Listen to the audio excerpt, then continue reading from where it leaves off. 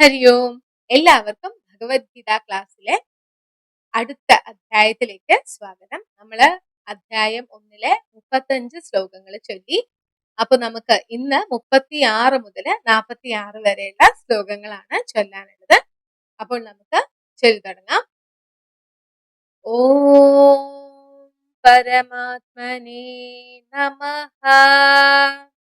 പാപമേവാശ്രയേതസ്മാൻ ഹത്വൈതാനാതതായിന തസ്മാന്നാർഹാ വയം ഹന്തും ധാർതരാഷ്ട്രാൻ സബാന്ധവാൻ സ്വജനം ഹി കഥം ഹത്വാ സുഖിനഃ സ്യാമ മാധവ. പാപമേവാശ്രയേതസ്മാൻ ഹത്വൈതാനാതതായിന തസ്മാന്നാർഹാ വയം ഹന്തും ധാർതരാഷ്ട്രാൻ സബാന്ധവാൻ സ്വജനം ഹി കഥം ഹത്വാ സുഖിനഃ സ്യാമ മാധവ. 36-ാമത്തെ ശ്ലോകത്തില് അർജുനൻ കൃഷ്ണനോട് പറയാണ്, അക്രമികളായിട്ടുള്ള ഇവരെ കൊന്നാൽ ഞങ്ങൾക്ക് പാപമായിരിക്കും ബലം. ധൃതരാഷ്ട്രപുത്രന്മാരെ ഹിംസിച്ചിട്ട് ഞങ്ങൾക്ക് എന്ത് കിട്ടാനാണ്? അല്ലയോ മാധവ, സ്വന്തം ബന്ധുക്കളെ കൊന്നിട്ട് എനിക്ക് എന്ത് നേടാനാണ്? ഞങ്ങൾക്കൊരിക്കലും സുഖിക്കാൻ കഴിയില്ല എന്നുള്ളതാണ് 36-ാമത്തെ ശ്ലോകത്തില് അർജുനൻ കൃഷ്ണനോട് പറയുന്നത്. അതായത് അക്രമികളാണ് അവര്, പക്ഷെ അവരെ വധിച്ചിട്ട് ഞങ്ങൾക്ക് പാപം മാത്രമേ കിട്ടുകയുള്ളൂ. ധൃതരാഷ്ട്രപുത്രന്മാരെയും സുഹൃത്തുക്കളെയും ഒക്കെ വധിച്ചിട്ട് ഞങ്ങൾക്ക് അവരെ ഹിംസിക്കുക എന്നുള്ളത് ഞങ്ങൾക്ക് ഉചിതമായിട്ടുള്ള കാര്യമല്ല. സ്വന്തം ബന്ധുക്കളെ നിഗ്രഹിച്ചിട്ട് ഞങ്ങൾക്ക് എന്ത് കിട്ടാനാണ്?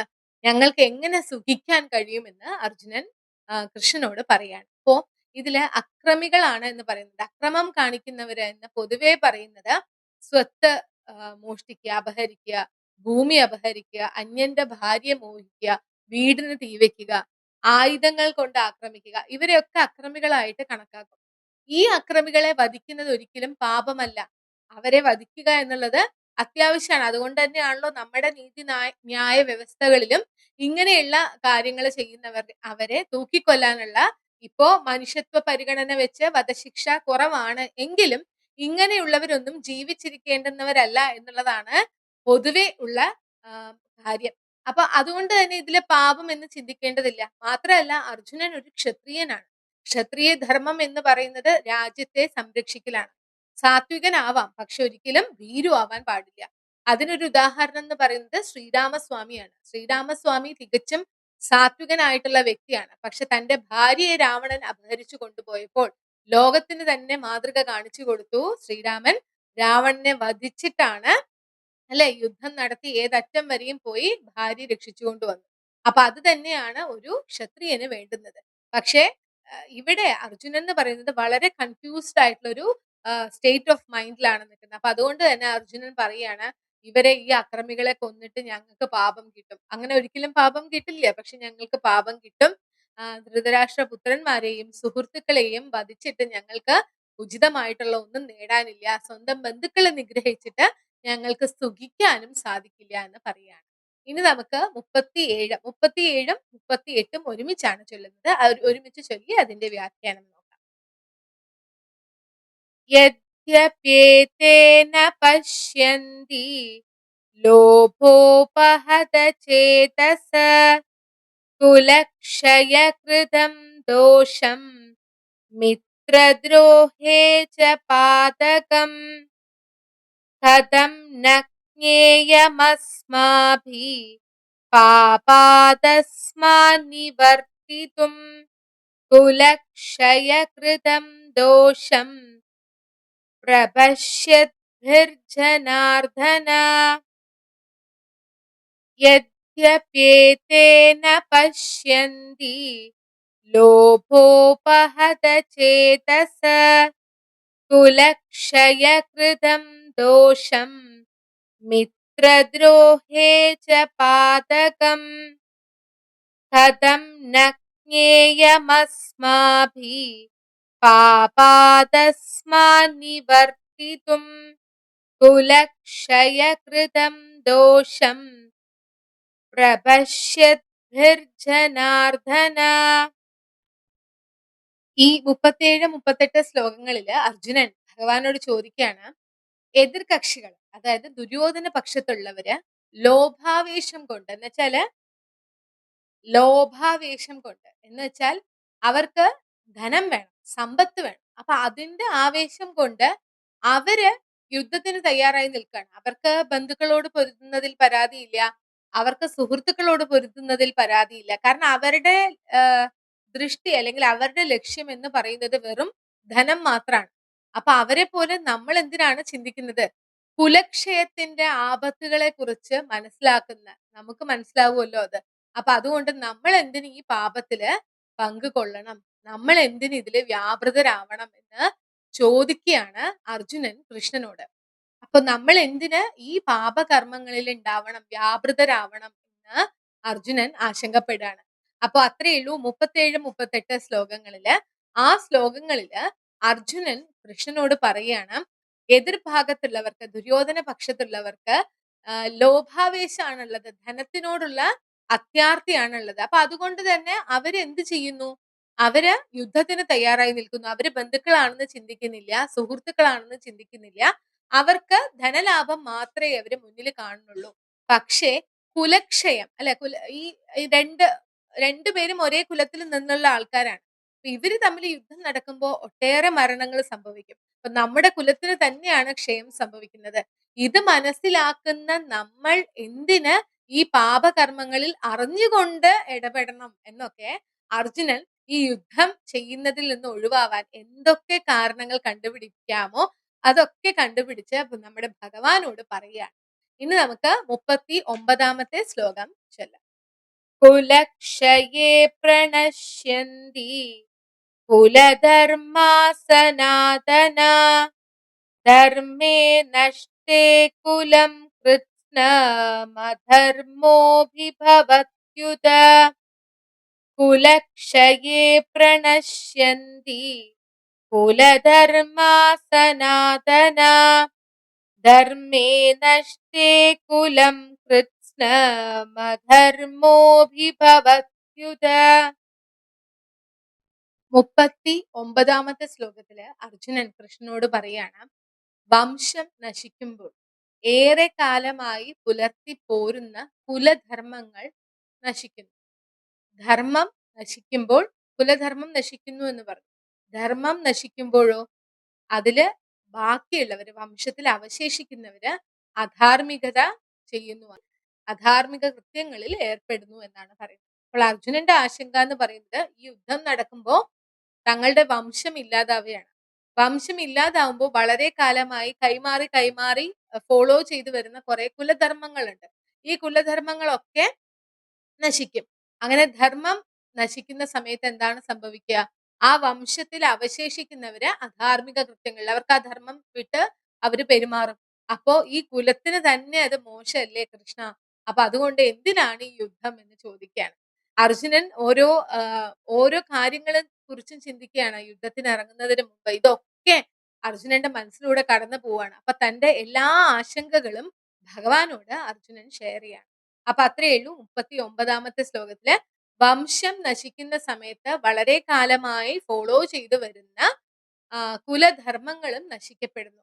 ആ കുലധർമ്മങ്ങൾ നശിച്ചാൽ ആ വംശത്തിൽ അവശേഷിക്കുന്നവര് അധാർമിക കൃത്യങ്ങളിൽ ഏർപ്പെടാൻ തുടങ്ങില്ലേ എന്നുള്ള ആശങ്ക അർജുനൻ കൃഷ്ണനോട് ചോദിക്കുകയാണ്.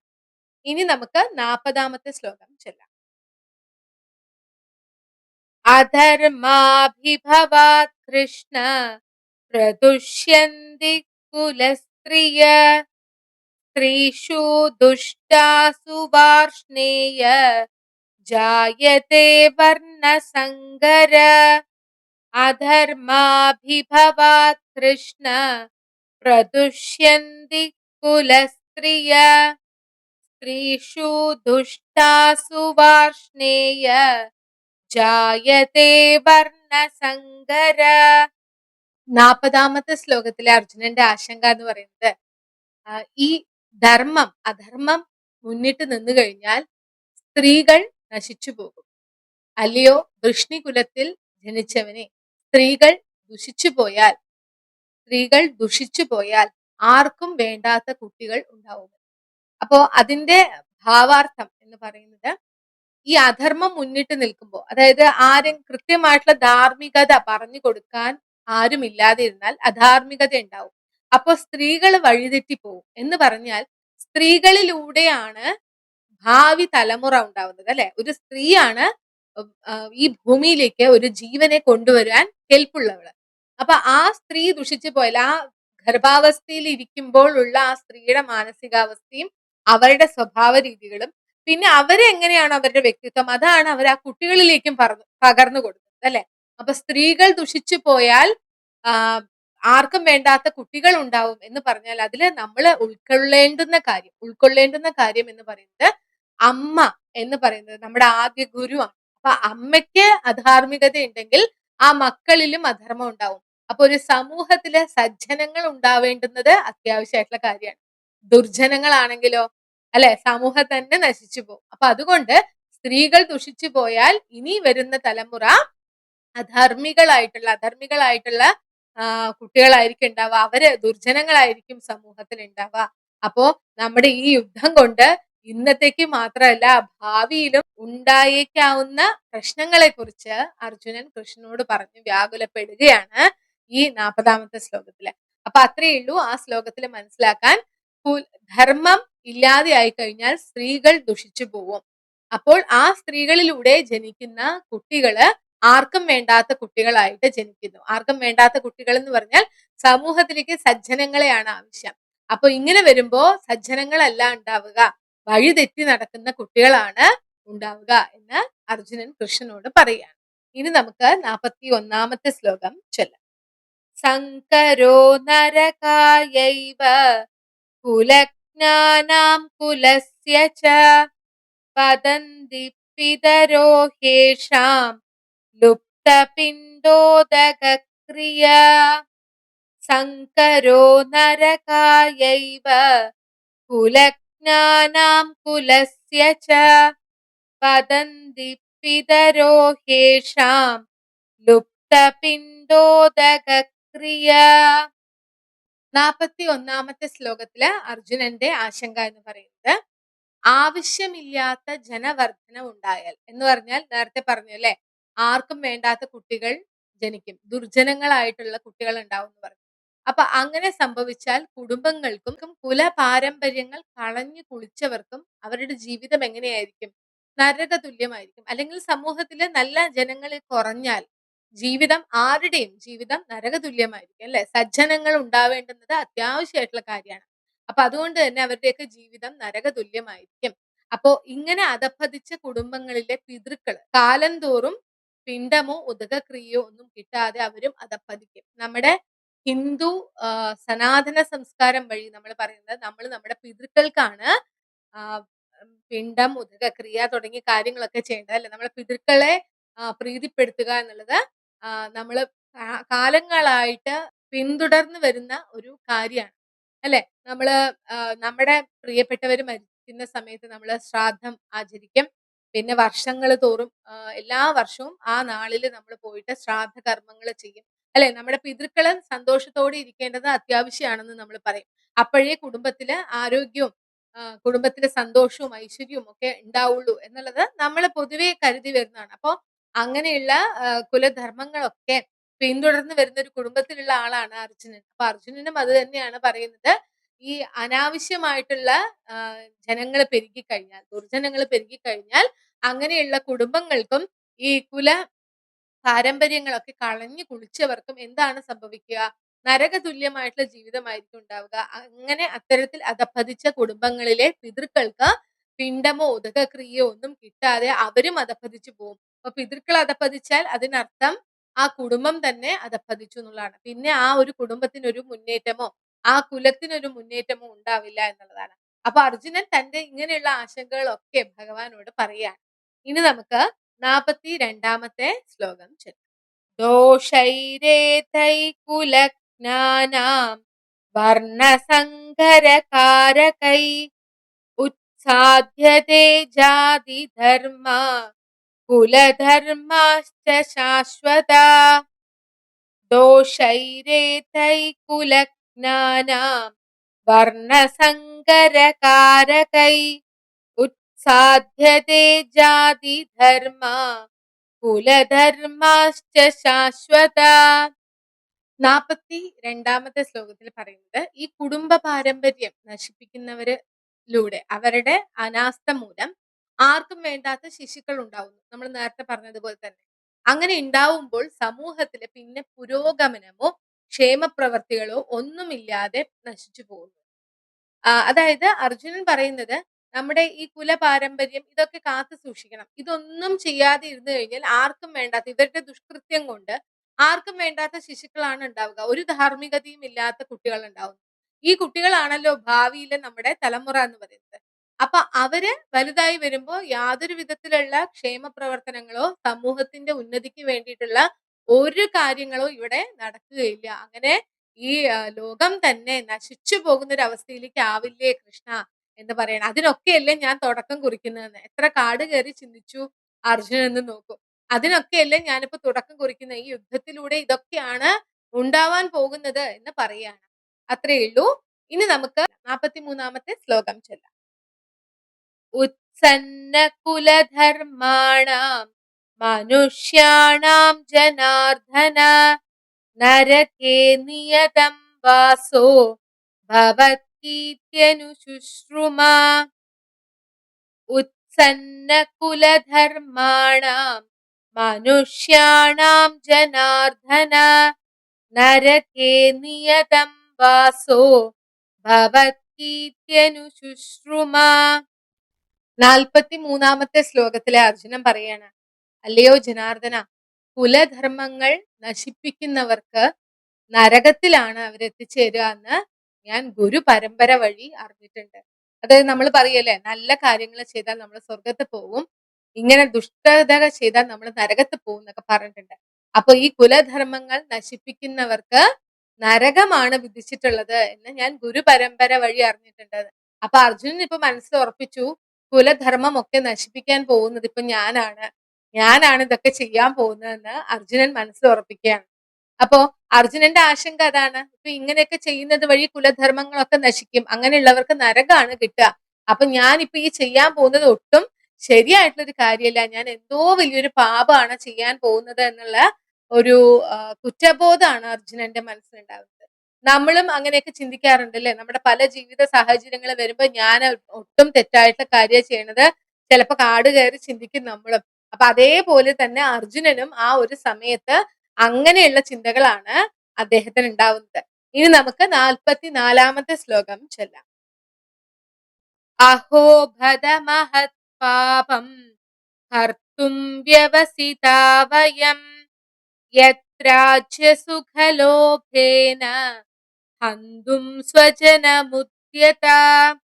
അഹോ ഭദ മഹത് പാപം കർത്തും വ്യവസിതാ വയം യത്രാജ്യ സുഖലോഭേന ഹന്തും സ്വജനമുദ്യത. 44ാമത്തെ ശ്ലോകത്തിലെ അർജുനൻ പറയാണ്, കഷ്ടം, എന്തൊരു പാപത്തിനാണ് ഞാൻ ഒരുങ്ങുന്നത്, എന്തൊരു മഹാപാപത്തിനാണ് ഒരുങ്ങുന്നത്. സ്വത്തിന് വേണ്ടി, രാജ്യം കിട്ടി സുഖിക്കാൻ വേണ്ടി സ്വന്തം ജനങ്ങളെ കൊല്ലുകയോ, ഞാൻ എന്തൊരു പാപത്തിനാണ് ഈ പുറപ്പെട്ടത് എന്ന് അർജുനൻ പറയാണ്. അപ്പോ സ്വത്തിനും മുതലിനും വേണ്ടി സ്വന്തം ബന്ധുക്കളെ കൊല്ലുന്നത്, സ്വന്തം അച്ഛനമ്മമാരെ വരെ കൊല്ലുന്നത് നമ്മളിപ്പോ പേപ്പറിലും ഇതിലൊക്കെ കാണാറുണ്ട് അല്ലെ? വെറും സ്വത്ത് മാത്രം വ്യാമോഹിച്ചിട്ട്. അപ്പൊ അങ്ങനെയുള്ള കാര്യങ്ങള് തികച്ചും അധാർമികമായിട്ടുള്ള പ്രവൃത്തിയാണ്. അപ്പൊ ധാർമ്മിക ബോധം കൂടുതലുള്ള ആളാണ് അർജുനൻ. മാത്രമല്ല അർജുനൻ ആരാണ്? ഭഗവാന്റെ പ്രിയപ്പെട്ട ഭക്തനാണ്. അപ്പൊ ആ ഭക്തനില് ഭഗവാന്റെ ആ ഒരു അല്ലെ, ഭഗവാനോടുള്ള ഭഗവാന്റെ ഭക്തൻ എന്ന് പറയുമ്പോ അങ്ങനെയുള്ള നല്ല ക്വാളിറ്റീസ് അദ്ദേഹത്തിന് ഉണ്ടാവും. അപ്പോ സ്വത്തിനും മുതലിനും വേണ്ടിയിട്ട് സ്വന്തം കുടുംബത്തെ ഹനിക്കുകയെ, ഞാൻ എന്ത് വലിയ മഹാപാപാണ് ചെയ്യാൻ പോണത് എന്ന് അർജുനൻ പറയാണ്. എന്നാ ഓപ്പോസിറ്റ് നിൽക്കുന്ന ആൾക്കാർ ചെയ്യുന്ന അതാണ്. സ്വത്തിന് വേണ്ടിയിട്ട് അവർക്ക് അർഹതപ്പെട്ടത് കിട്ടിയിട്ടുണ്ട്, അതിലും കൂടുതൽ വേണമെന്ന് പറഞ്ഞിട്ടല്ലേ ഇവരെ ആക്രമിക്കാൻ നിൽക്കുന്നത്. അത് അർജുനൻ ചിന്തിക്കുന്നില്ല. ഞാൻ സ്വത്തിന് വേണ്ടിയിട്ട് അവകാശപ്പെട്ടത് നേടിയെടുക്കാനാണ് അർജുനനും പാണ്ഡവപുത്രന്മാരൊക്കെ നിൽക്കുന്നത് അതിന് വേണ്ടിയിട്ടാണ്. അതല്ല ചിന്തിക്കുന്നത്. അങ്ങനെയാണെങ്കിൽ കൂടി തന്റെ അവകാശത്തിന് വേണ്ടിയാണെങ്കിൽ കൂടി രാജ്യം കിട്ടി സുഖിക്കാൻ വേണ്ടി സ്വന്തം ജനങ്ങളെ കൊല്ലുകയോ അതെങ്ങനെ സാധിക്കും എന്ന് അർജുനൻ ആശങ്കപ്പെടുകയാണ്. ഇനി നമുക്ക് 45-ാമത്തെ ശ്ലോകം ചൊല്ലാം. യതി മാമപ്രതീകാരമശസ്ത്രം ശസ്ത്രപാണയ ധാർത്തരാഷ്ട്രാരണേ ഹന്യുസ്തന്മേ ക്ഷേമതരം ഭവേത്. യതി മാമപ്രതീകാരമശസ്ത്രം ശസ്ത്രപാണയ ധാർത്തരാഷ്ട്രാരണേ ഹന്യുസ്തന്മേ ക്ഷേമതരം ഭവേത്. 45-ാമത്തെ ശ്ലോകത്തില് അർജുനൻ കൃഷ്ണനോട് പറയാണ്, ധാർത്തരാഷ്ട്രന്മാരോട് പൊരുതുന്നതിലും ഭേദം ഞാൻ നിരായുധനായി പ്രതിരോധത്തിനിറങ്ങാതെ നിന്ന് അവരെന്നെ സ്വയം ആക്രമിച്ചിട്ട് അവരെന്നെ കൊന്നുകൊള്ളട്ടെ, അവരെന്നെ വധിച്ചോട്ടെ, ഞാൻ നിരായുധനായിട്ട് നിൽക്കാൻ പോവുകയാണ്, അതാണ് അവരോട് യുദ്ധം ചെയ്യുന്നതിലും നല്ലത് എന്ന് അർജുനൻ പറയാണ്. അപ്പൊ അതെന്താണെന്ന് വെച്ചാൽ ഈ ക്ഷത്രിയ ധർമ്മത്തിലുള്ള ഒരു കാര്യമാണ് നിരായുധനായിട്ട് നിൽക്കുന്ന ഒരാളെ ആക്രമിക്കാൻ പാടില്ല എന്നുള്ളത്. അപ്പോ അങ്ങനെയുള്ള ആ ഒരു ഇത് കൂടി നിരായുധനായിട്ട് ഞാൻ അവരുടെ മുമ്പിൽ നിൽക്കാം, അവര് വന്ന് എന്നെ ആക്രമിച്ചു കൊന്നോട്ടെ, അതിലും ധാർത്തരാഷ്ട്രന്മാരോട് യുദ്ധം ചെയ്യാൻ പോകുന്നതിലും ഭേദം അതാണ് എന്ന് അർജുനൻ ഉറപ്പിക്കുകയാണ്. അത് ഭഗവാനോടുള്ള ഭക്തിയുള്ള ഒരു ഉത്തമ ഭക്തന്റെ മൃദുല ഹൃദയത്തെ കാണിക്കുകയാണ്. അത്ര സോഫ്റ്റ് ആണ് അർജുനൻ. അർജുനൻ അതാണ് ചിന്തിക്കണത്. ഇവരെ എന്റെ ബന്ധുക്കൾ തന്നെയാണ്, ഞാൻ ഇവരോട് യുദ്ധം ചെയ്തിട്ട് അവരുടെ രാജ്യമൊക്കെ നേടി അവരുടെ രാജ്യം എന്നുള്ളതല്ല, അർഹതപ്പെട്ട രാജ്യമൊക്കെ നേടി സുഖിക്കുന്നതിലും നല്ലത് ഇവരോട് യുദ്ധം ചെയ്യാനൊന്നും ഞാൻ നിൽക്കണില്ല. അവര് വന്ന് എന്നെ ആക്രമിച്ചോട്ടെ, ഞാൻ നിരായുധനായിട്ട് നിന്ന് കൊടുത്തോളാം, ഞാന് പൂർണ്ണമായിട്ടും സറണ്ടർ ചെയ്യുന്ന ഒരു അവസ്ഥയിലേക്ക് എത്തിയ അർജുനൻ. ഞാൻ ഒഴിഞ്ഞു കൊടുത്തോളാം, അവരെന്നെ വധിച്ചോട്ടെ. അപ്പോ നിരായുധനായിട്ട് നിന്നാൽ വധിക്കാൻ പാടില്ല, പക്ഷെ ദുര്യോധനൻ നിരായുധനായി നിന്നാലും വധിക്കും. അത്ര അധർമ്മിയാണ് ദുര്യോധനൻ. അത് അർജുനൻ അറിയുകയും ചെയ്യാം അല്ലെ. അങ്ങനെ അധർമ്മം പ്രവർത്തിച്ചത് കൊണ്ടാണല്ലോ ഈ യുദ്ധഭൂമിയിൽ വരെ കാര്യങ്ങൾ കൊണ്ടെത്തിയത്.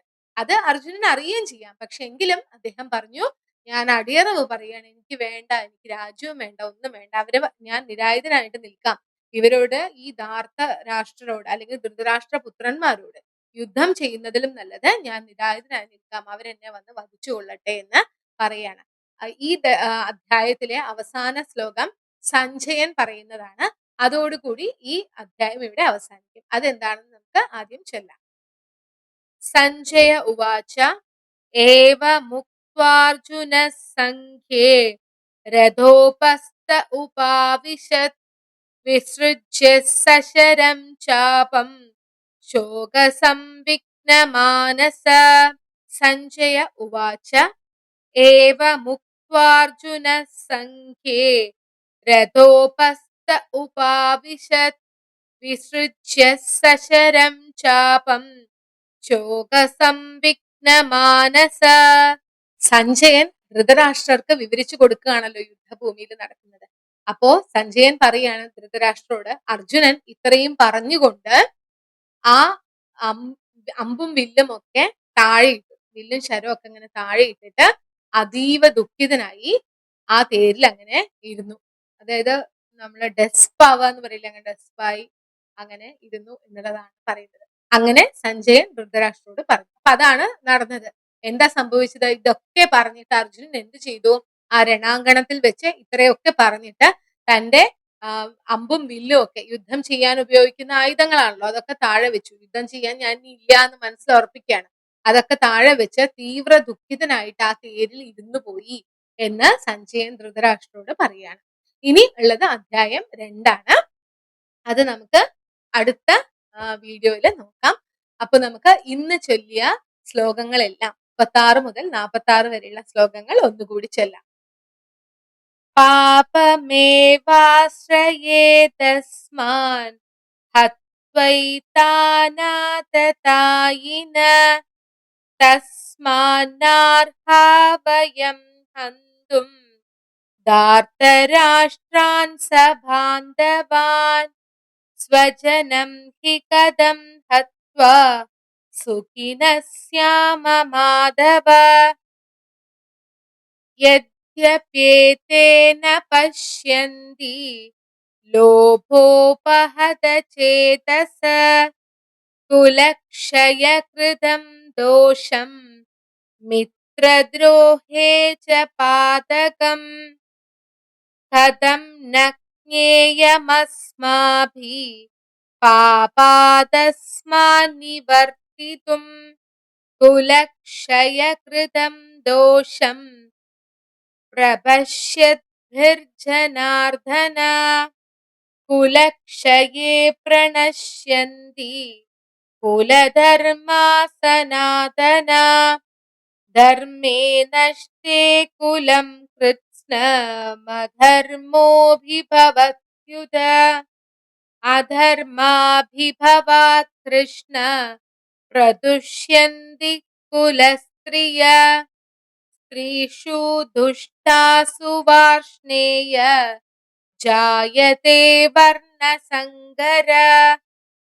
संकरो नरकायैव कुलज्ञानां कुलस्य च वदन्ति पितरो ह्येषां लुप्तपिण्डोदकक्रिया दोषैरेतैः कुलज्ञानां वर्णसङ्करकारकैः उत्साध्यते जातिधर्मा कुलधर्माश्च शाश्वता उत्सन्नकुलधर्माणां मनुष्याणां जनार्दन नरके नियतं वासो भवतीत्यनुशुश्रुमा अहो भदमहत् पापं कर्तुं व्यवसिता वयं यत्राज्यसुखलोभेन हन्तुं स्वजनमुद्यता यदि मामप्रतीकारमशस्त्रं शस्त्रपाणय धार्तराष्ट्रारणे हन्युस्तन्मे क्षेमतरं भवेत् सञ्जय उवाच एवमुक्त्वार्जुनः सङ्ख्ये रथोपस्थ उपाविशत् विसृज्य सशरं चापं शोकसंविघ्नमानस സർവം ശ്രീകൃഷ്ണാർപ്പണമസ്തു. അപ്പോൾ എല്ലാവരും തുടർന്നും വീഡിയോസ് ഒക്കെ ഇതുപോലെ തന്നെ കാണണം. ഈ വീഡിയോസ് ഉപകാരപ്രദമാവും എന്ന് തോന്നുന്നവരിലേക്ക് ഷെയർ ചെയ്തെത്തിക്കുക. എന്തെങ്കിലും അഭിപ്രായങ്ങൾ ഉണ്ടെങ്കിൽ കമന്റുകളിൽ അറിയിക്കുകയും വേണം. വീണ്ടും ഭഗവത്ഗീതയുടെ 2ാമത്തെ അധ്യായമായിട്ട് വരാം. അതുവരെ ഹരിയോ.